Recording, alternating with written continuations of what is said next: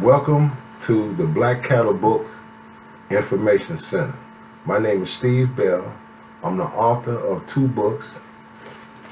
The first one is Black Cattle, Resolutions for Our Community. I wrote this book, started in 2005. I had it copyrighted in 2009, and that's when I had it printed. This is a great book. This book was inspired by me because I felt that I needed to share some information on how to be more professional. I was very fortunate to be trained by some of the best companies on this planet on how to sell a product and a service. So I took all that corporate training that I had, I said I want to share it with my brothers and sisters that can benefit from this training that they have not received. So I am a specialist when it comes to self-confidence. I'm a specialist when I come in setting goals. I'm a specialist when it comes to not procrastinating, okay? And like some of the chapters in this book, lack of professionalism, okay? Black aggregation, procrastination. Ladies and gentlemen, you know, brothers, stop opening the doors for our sisters. Banking fees. I'll show you how to get your money back when they charge you them NFF charges.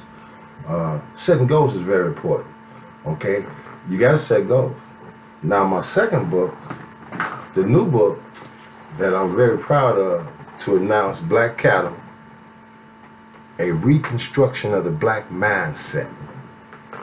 This is a very important book for the conscious community and black people in general. I decided to do some research on how can black people as a nation be better. So I started doing research on Africa before slavery. Excuse me. Africa before slavery, we ran everything. We governed our own nation. I took that research along with my imagination and creativity and came up with some extraordinary ideas that can benefit black people. I don't care what your class or what class you think you are, okay?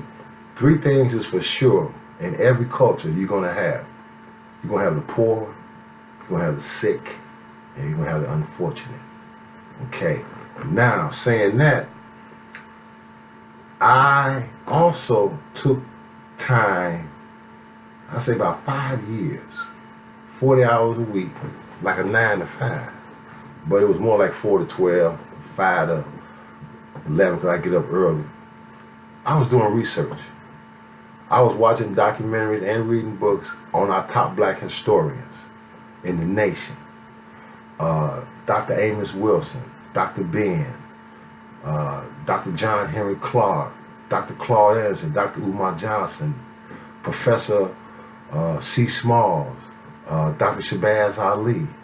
The list goes on. And I read their books, I watched their documentaries, I took notes, and I put it all in this book. This is like an information center, okay, a reference guide on information that we need for black empowerment, black aggregation, okay. I also, in the course of looking for certain information, I stumbled across information that is not generally known to the public, okay.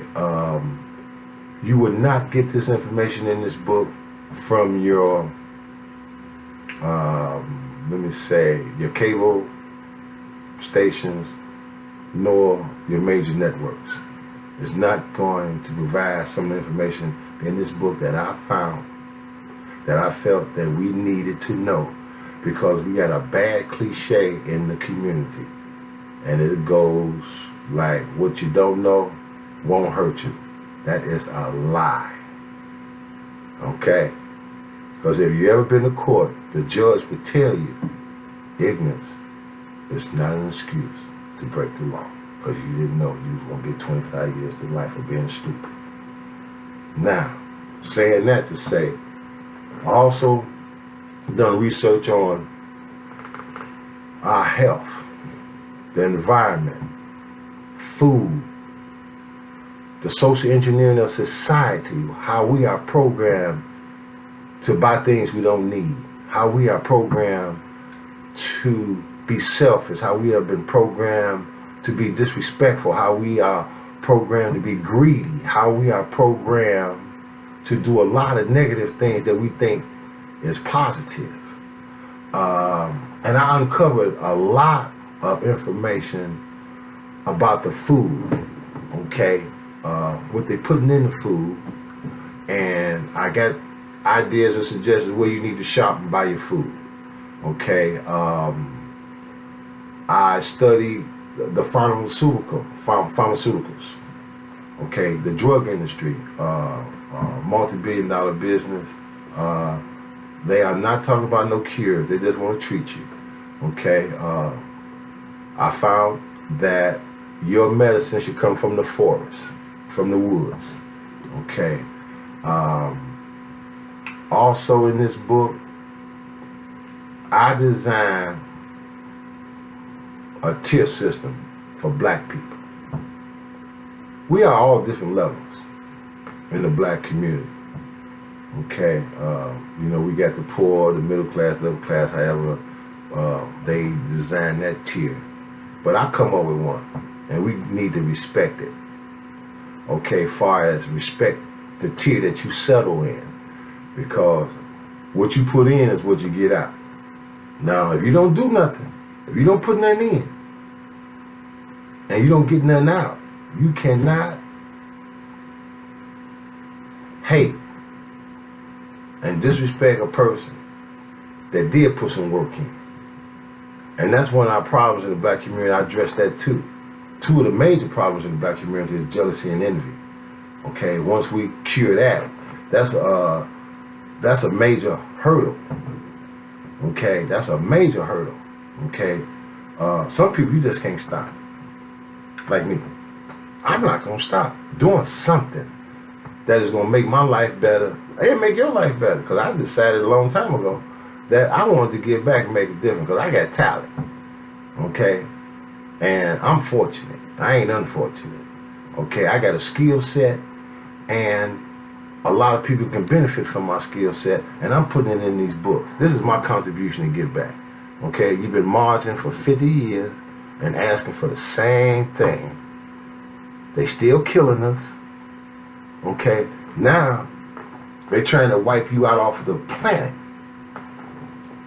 Black people, if you have not noticed, the dark-skinned African American is being removed from the public eye.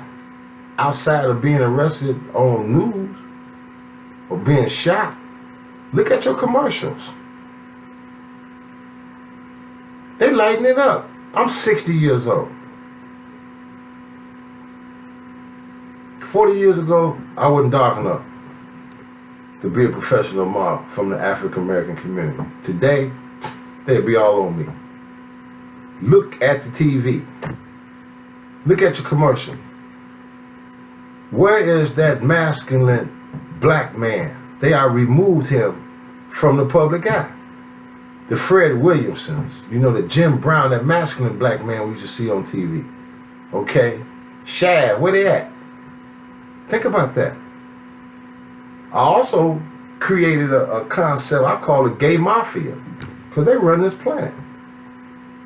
I also uncovered the New World Order, the Illuminati mission statement. They structure. I got it in this book. This is one of the parts of information I've seen that you would not get from TV. No cable, no news gonna tell you some of the stuff's in this book, because they don't want you to know. Okay. Also,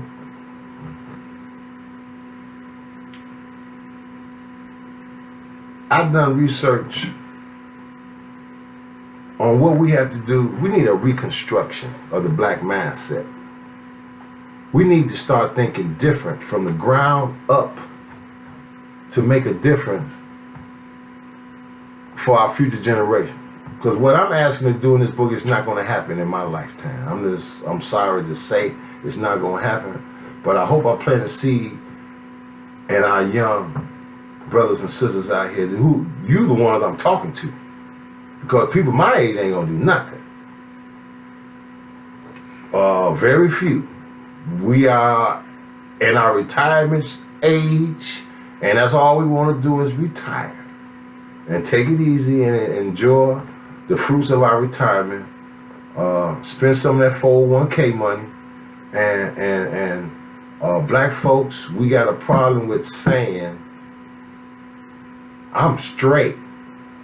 All I'm concerned about, all I care about is me and my family.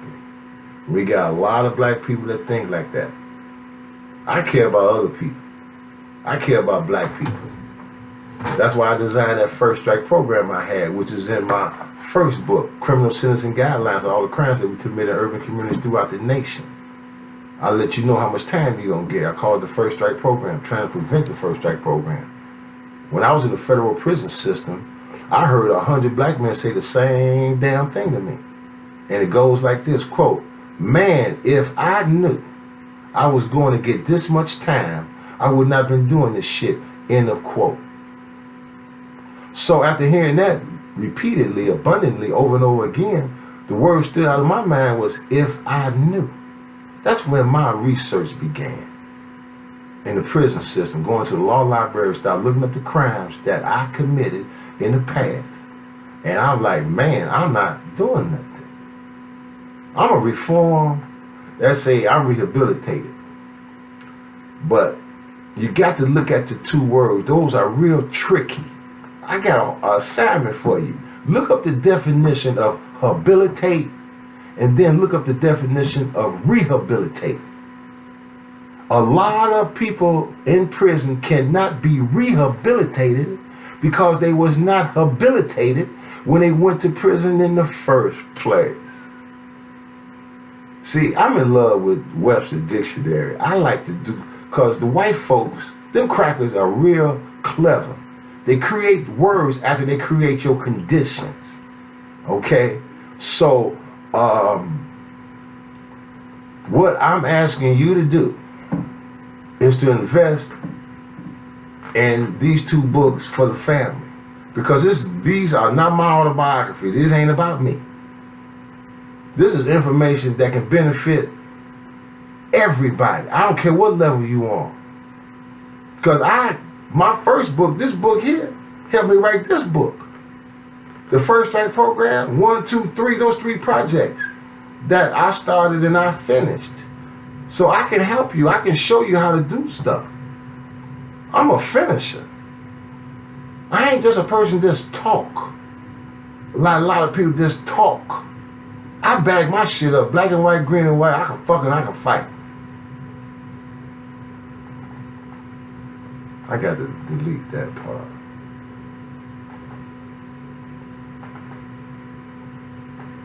Now back to, I'm very proud of both of these projects. Okay, I'm passionate about my work, and I thank you for visiting my website. This is my first video recording, and I'm gonna put this on my website. And while you're visiting, while you're here on my website, please check out the table of contents. Order the book. I have an ebook. There's some extraordinary information in this book. Okay, and I have some movements I want to start. I have a 10-year plan. I'm 60. This is January 2018. Happy New Year to everyone.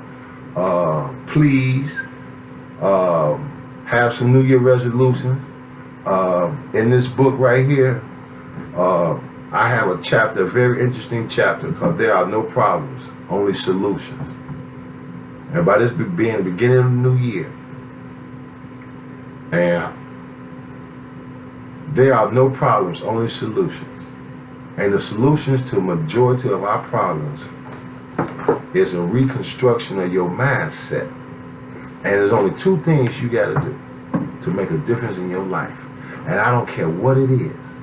If it's dealing with family, relationships, your career, your children, your health. There's only two things you can do that's going to rectify it. You got to stop and start.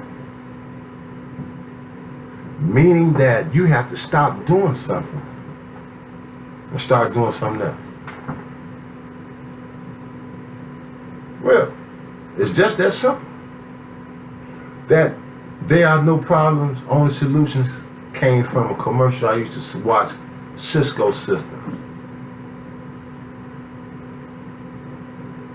Cisco Systems. That was their slogan. There are no problems, only solutions. And I thought about that for years. And I said, what is it? And I just come up with it. It's real simple. It's a 1-2 punch. You got to stop doing something and start doing something else. Real simple. You're in a bad relationship, you got to stop messing with it and start messing with somebody else. You got high blood pressure, you got to stop eating salt. You got to stop, certain things. Stop eating pork. If you eat pork, you shouldn't eat that anyway. Those are the things you got to do. Okay? If you're on probation on your job, because you're always late, and your boss told you next time you come in late, you're terminated, guess what? You got to start getting up. You got to stop being late and start getting up early and leaving early. Real simple. You'd be surprised what 30 minutes difference would make. Okay, banking fees. I talk about that in my first book. Both of these books are available on this website. Okay, social media postings.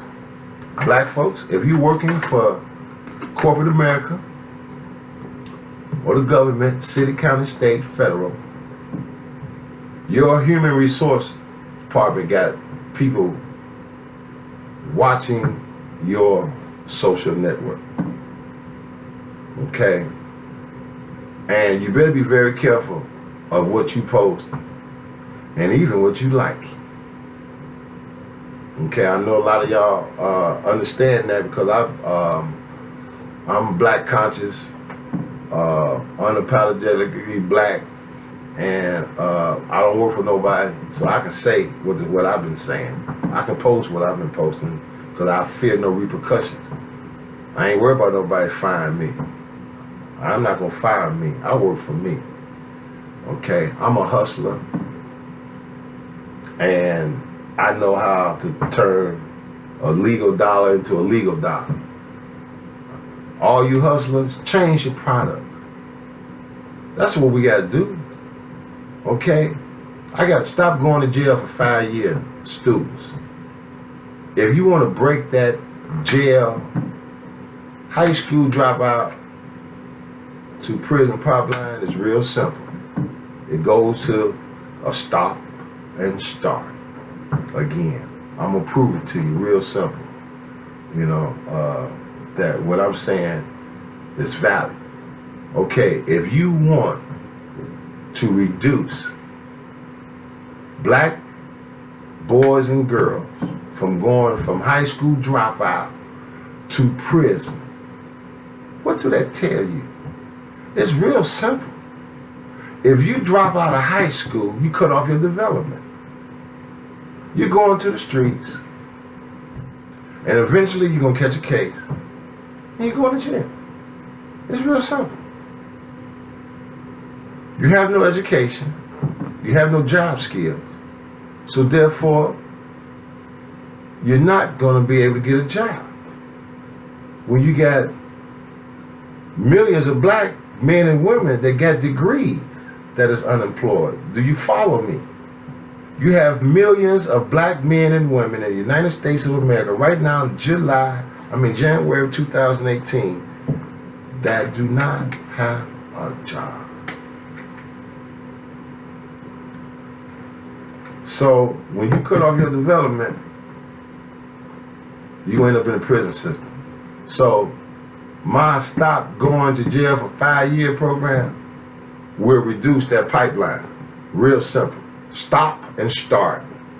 Stop dropping out and start finishing high school. And give me 1 year of college or trade school. That's the 5 years. I don't care if you don't not graduate from college or you're not going to finish the trade. This is a 5-year mission. I don't expect 100% participation because you cannot get 100 black people to do nothing. Except, I can think of some things, you know, but I can't talk about it right now. That's your stop and start answer. It's real simple. You got to stop and start. Like for me, for instance, I decided that I was going to stop giving these crackers my money.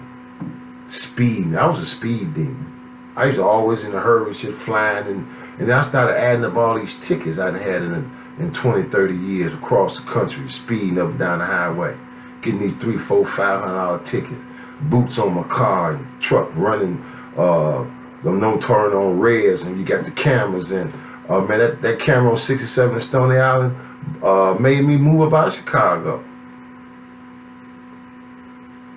with the boots and stuff. I got tired of that. I said, wait a minute. So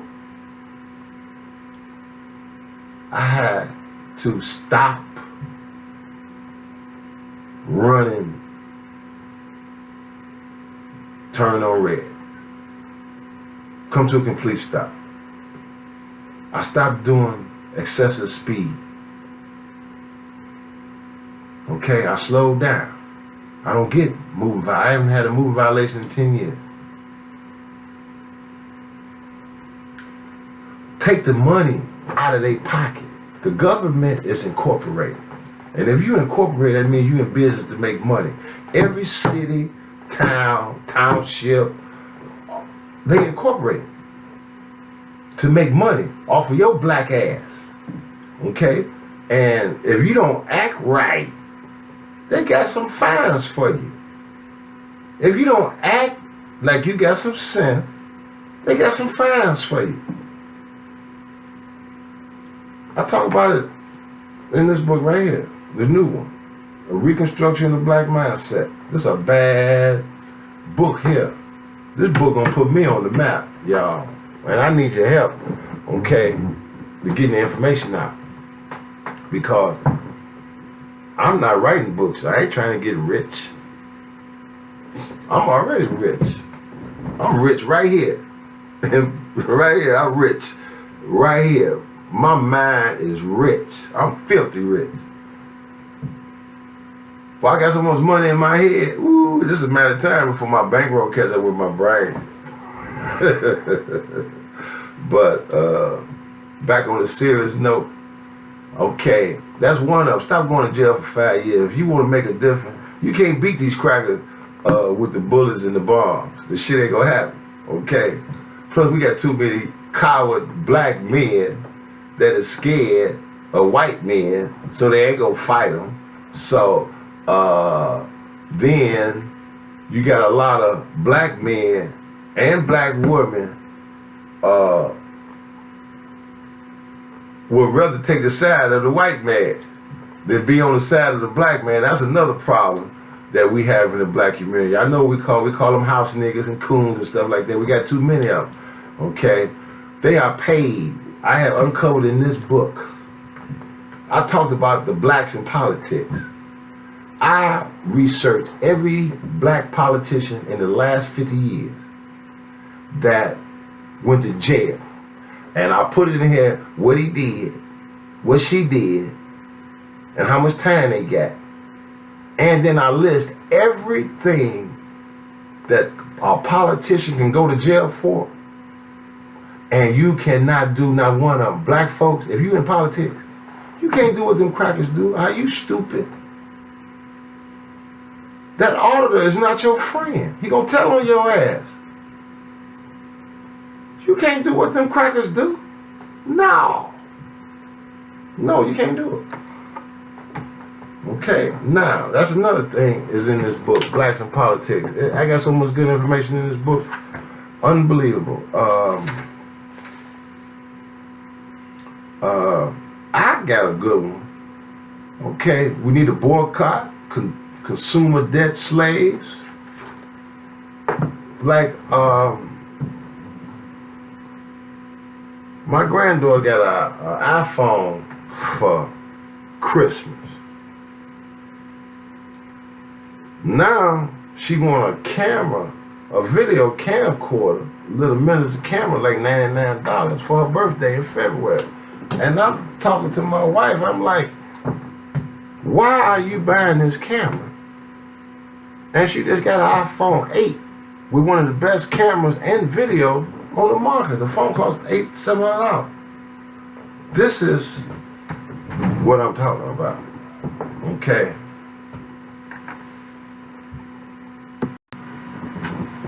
Okay, I'm back. I've done a very, very, very extraordinary research. And I stumbled across some interesting information. I happened to Google tall versus short. And it was very interesting. You should do it. Okay, I can talk about it in the book. And now I understand why I have a lot of problems. Okay, by me being 6'6". That was an interesting observation, tall versus short. I can't help it. I'm not cutting my legs off. I just going to have to deal with I don't know what to say. But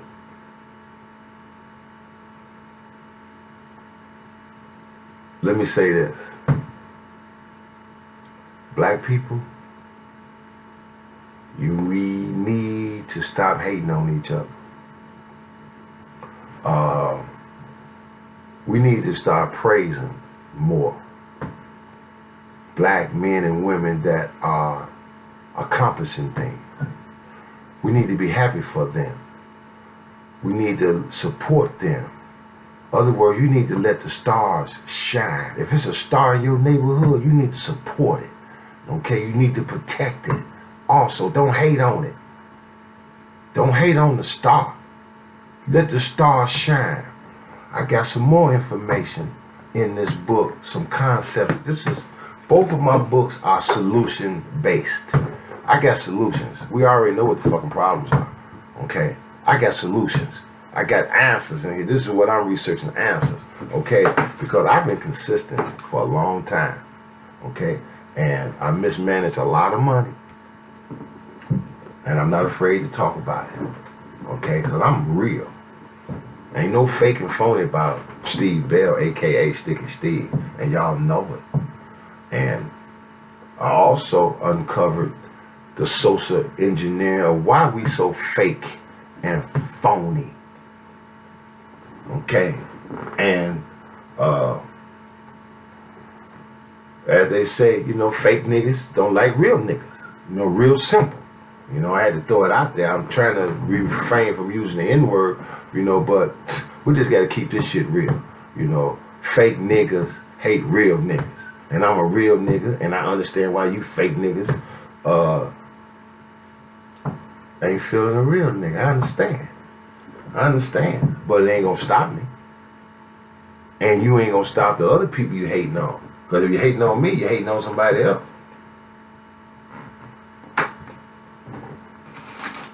Oh, there's some hate going on. I hear it. But you need to ask me. Because two sides to every story. That's one thing I got to throw out there. There's two sides to every story. So, before you pass judgment on somebody, you need to get the other side. Seriously, that's what I do. Motherfucker tell me something, I call and find out. Man, did you say such? Because I'm man enough to do that. Okay? I'll knock on your door.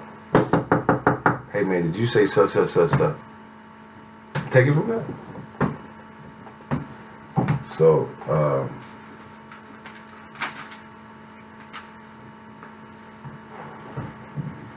I would like to know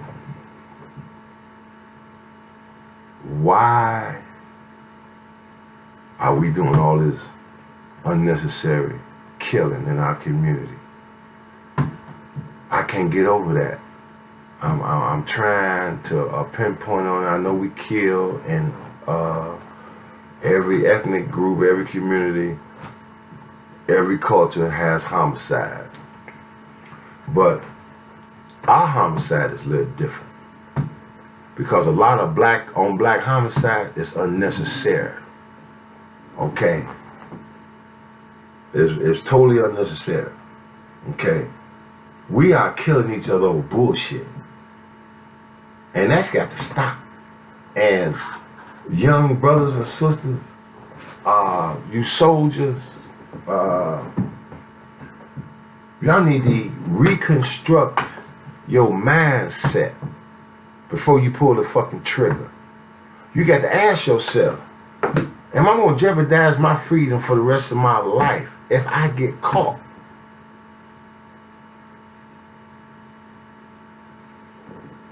Is it worth it?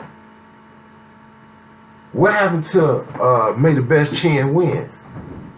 You know, my name's Sticky Steve. I throw these, okay? That's where I come from, you know, from the 60s, the 70s, we threw hands. When we was gang banging, I'm a GD. When we was gang banging, we was throwing hands, okay?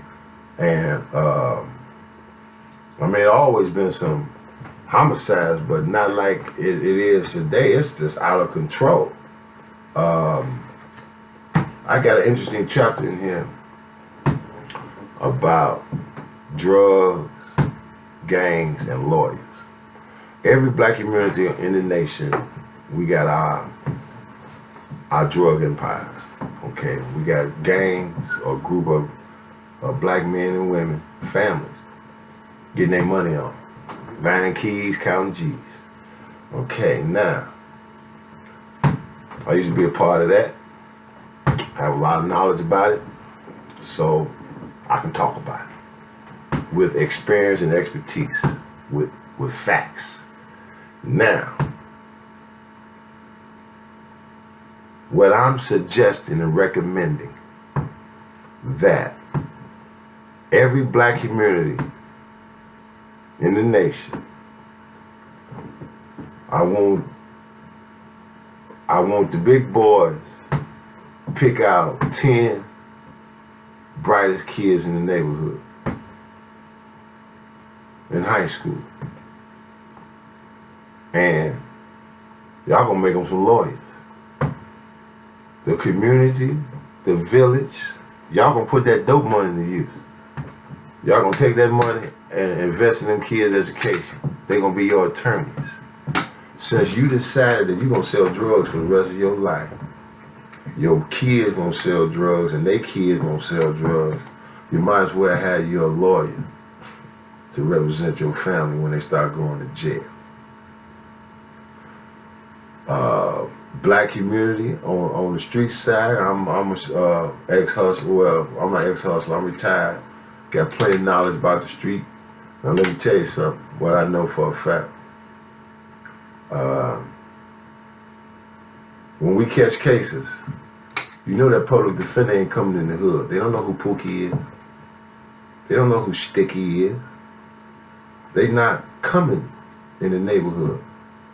Now, you saying Dewan and Erica and Lexi, okay, the brightest minds in the community, you send them to school to be your attorneys, to represent the community, because whenever you have a case, you already paid for their education. You got free representation.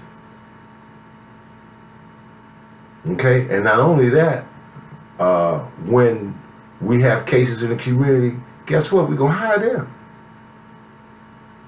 Because they ain't gonna sell us up under the bus. They ain't gonna throw us. These lawyers would throw you up under the bus, man, in a minute. Especially public defenders. All they come in with a plea deal. They want you to plead. And speaking of pleas, let's flood the court system up. You know, there's a lot of innocent black people in there. They give you excessive ass bond, and you can't get out because you ain't got no money. You indigent. And then they come around knocking on door, say, who want to go home today? Just sign a damn plea. Get 1 year probation, we let your ass out here today. You got a conviction. Fuck you up for the rest of your life, can't get a job. Why you think I'm doing all this? I'm a convicted felon. At one time, I can get a job anywhere I wanted to. Okay? I'm a highly trained professional. Good track record. I'm a closer. Why not hire one of the best in the business? But since they set up this game they play, it's a game, man. Y'all better wake up. It's a game. I play chess. Let's play some. Let's play some chess. You wanna play games? Let's play some games. I'll play my fucking game. Now check this out. If you stop putting your foot in the trap that they set, we can win. Let me say that again. We all know the traps.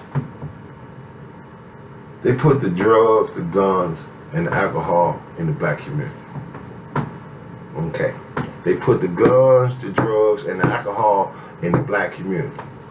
Now, where is it written in stone, or where is it law that you gotta have that gun, you gotta have them drugs, and you gotta have alcohol? You don't. Now, the Second Amendment, I can understand the gun, because you do have a right to protect family and property, which I encourage you that you do. But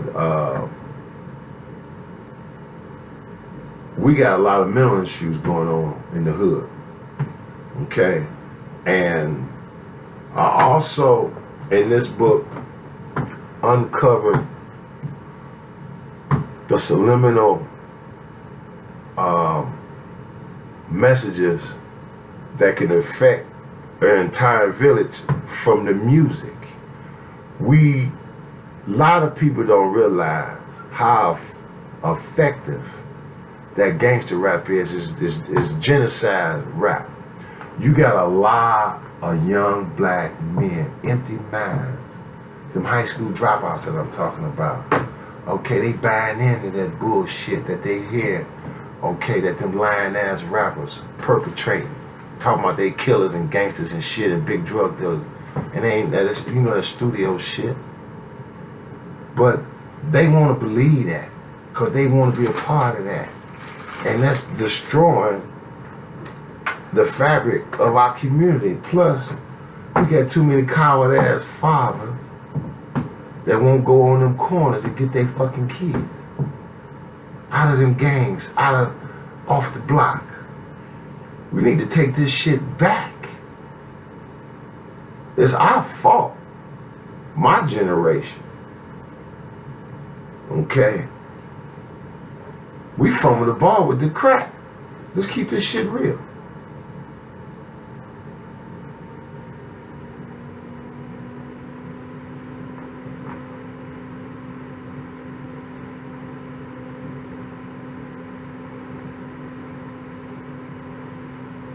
You know, I put a lot of time in this. A lot of time. A lot of years in both of these projects. And I'm very passionate about my work. Now, everybody, the ones that know me know I'm street first, corporate second. So, and according to the Chicago Public Schools, I only have a 10th grade education. I was kicked out in 10th grade. So education comes from a Latin word, educo, A-D-U-C-O, meaning the ability to develop from within. That's what I've done. Okay, I'm self-educated, and I developed a technique, I developed a style, and I developed a skill set.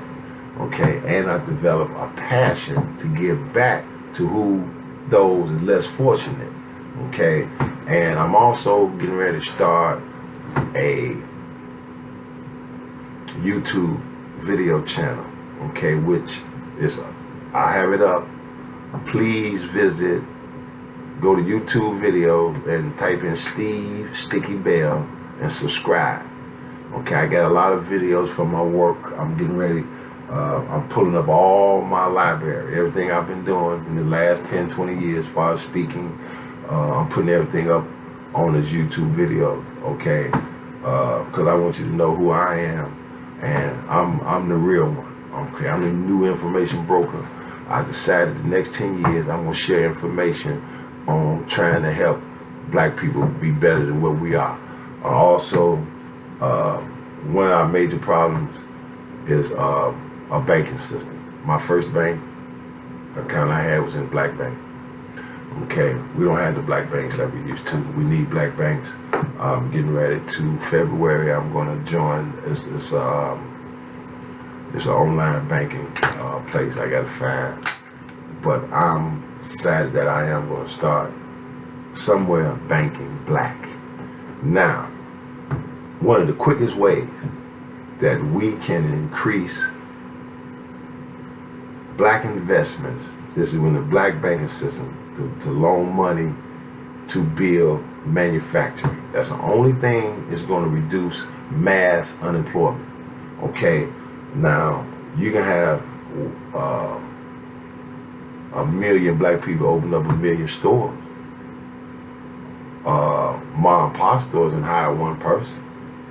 Okay, because your average little storefronts, little clothing stores, you ain't got but 1, 2, 3 employees. Okay, to reduce our employment on a high level, because we have a lot of unskilled workers, and the only way you're gonna reduce that unemployment segment is through manufacturing, because they're gonna be laborers, and the only way you can create some laborers, you're going to have to build something. You're going to have to manufacture something. So how do we get the money to do that? I got the idea. It's real simple. Okay, but it's a great idea, but it ain't going to fucking happen. Okay, unfortunately, I hate to say it. Okay, because we got too many scary ass black folks that's not going to do it. Now let me give you how we can do this. All we got to do, all the NFL and NBA players, just kick it off. They take their money out of them crackers bank and start the black banks. They can put branches in every major city where we are largely concentrated. Okay, all right, that's a start. Then you take all the actors and the actresses, okay, all the musicians, take all their money, put it in these black banks, okay, and we're gonna trickle it all the way down. All the doctors, all the lawyers, put your money in this bank. Okay, then all the accountants and bookkeepers, all your black professors, all your educators, then we're going to trickle it on down. All the beauticians, all the barbers, all the maintenance men, all the mechanics, all the plumbers, black. Take your money out of these crackers bank and put it in the black bank. And that black bank will grow, and then that's when we going to loan multi-million-dollar loans for manufacturing. These crackers are not going to loan you money to empower you. They will loan you some money to go in debt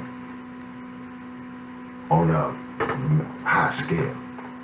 Now, don't get me wrong, we do have black companies that have gotten multi-million-dollar loans, but they have equity in their business, in their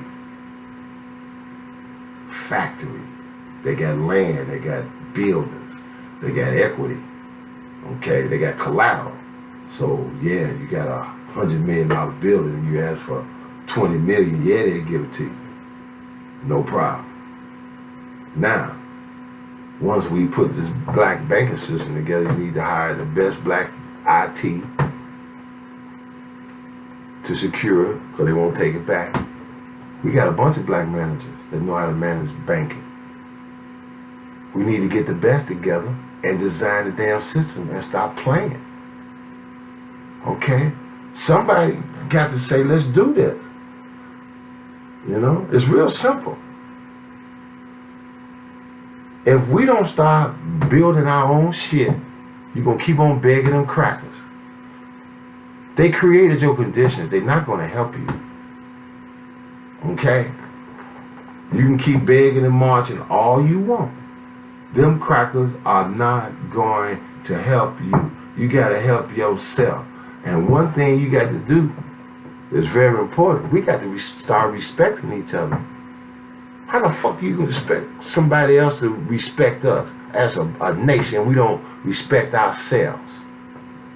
Okay, I put up a GoFundMe page on trying to raise some money because I can reinstate my First Strike program. I'm in the schools talking to kids. I'm giving them criminal sentencing guidelines. I'm giving them data, statistics. Okay, I'm doing good work. I'm trying to save black boys. I didn't get a penny.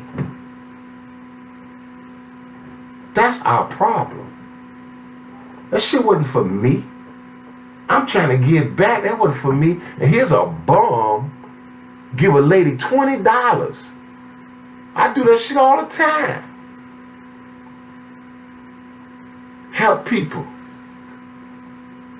And this lady started a GoFundMe. They raised $400,000 for this bum. He got him a house and stuff, fully furnished, and took the rest of it and shared it with some other bum. White folks put up. I hate to say it. I play golf. Watch the Golf Channel.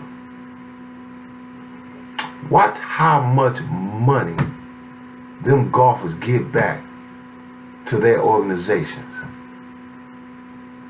Crackers raise billions for hospitals, their own hospitals, children's hospitals. In every city, almost every city they go play golf, they got some major contributions that they are giving back. We don't do that. Until black folks start aggregating, putting money in the pot, we make enough money, we ain't got to beg these crackers for nothing. We can start, let me give you an example, how I think, this is what I do. We can start a campaign to raise $500 million to build some factories to manufacture some stuff that we already wear, we already buy. Okay, we could make money just doing making underwear, t-shirts, socks, okay, ties.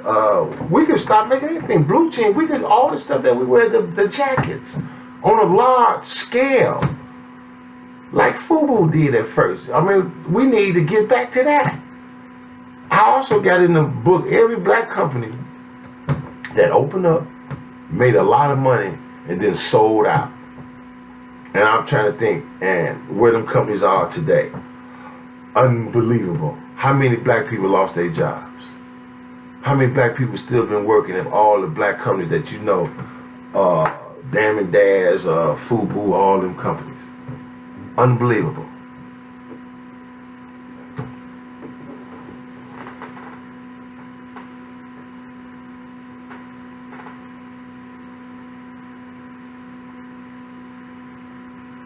I'll tell you what.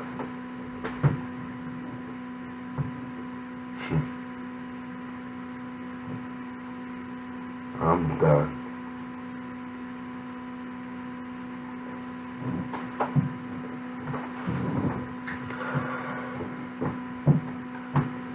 I'm done.